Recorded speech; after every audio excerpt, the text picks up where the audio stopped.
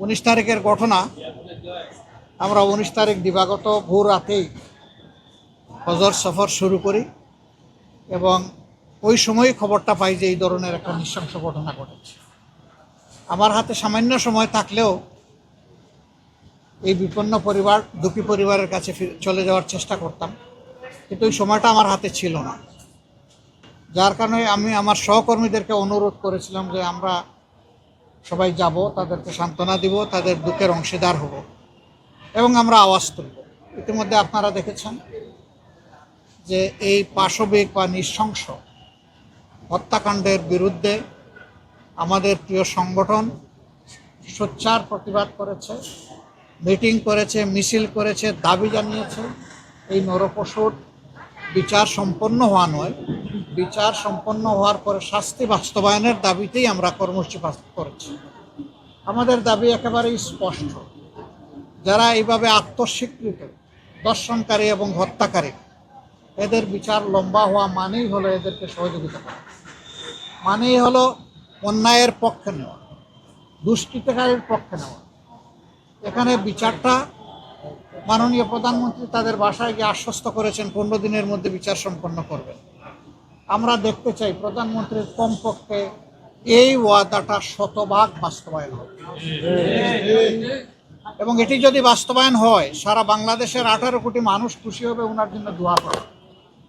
আমরা ওনার জন্য দোয়া করতে চাই, দেখতে চাই 15 দিনে এই বিচার সম্পন্ন হবে। এবং আমি পার্সোনালি বিশ্বাস করি যদি বিচার বিভাগ সঠিকভাবে এই কাজ করে, সিরিয়াসলি করে, তাইলে 15 দিন মানে 15 কর্মদিবসের মধ্যে এটি সম্ভব। অন্তত বিচারিক আদালতের কার্যক্রম সম্পন্ন করা সম্ভব। তারপরে দ্রুততম সময়ের মধ্যে এই রায়কে কার্যকর করার জন্য হাইকোর্টে পাঠাতে হবে। ওইটাও যদি সিনসিয়ারিটি থাকে উদাহরণ সৃষ্টির জন্য, ওইটাও 1 মাসের মধ্যে হয়তো বা সম্পন্ন করা সম্ভব। এবং আমি অনুরোধ করব আত্মস্বীকৃত এই ধরনের বদমাইশদের পক্ষে কোনো আইনজীবী যেন আদালতে না দাঁড়ায়। আমি আহ্বান জানাবো এটা নিয়ে কেউ যেন কোনো রাজনীতি না করে। এইটা আমাদের ইজ্জত বাঁচানোর লড়াই। এই মেয়ে আমাদেরকে ক্ষমা করবে না যদি এই মেয়ের বিচার সুষ্ঠুভাবে সম্পন্ন হয়ে রায় কার্যকর না হয়। হাসরের দিন আমরা সবাই আসামি হয়ে যাব।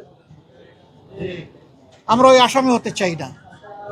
একথা বারবার বলেছি আমরা যে এরপরেও আর এই ধরনের দেখতে চাই না, কিন্তু না, হয়েই চলছে, বন্ধ হচ্ছে না। তার মূল কারণ হলো বিচারের নামে অবিচার, বিচারের নামে দীর্ঘসূত্রিতা এবং বিচারের নামে তামসা।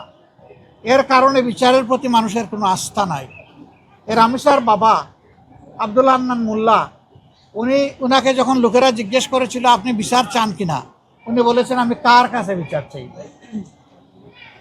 আমরা বিচারের প্রতি এই যে অনাস্থা তৈরি হয়েছে বিভিন্ন ধরনের হস্তক্ষেপের কারণে, আমরা চাই অনাস্থার সংস্কৃতি থেকে বিচার বিভাগ বের হয়ে আসুক।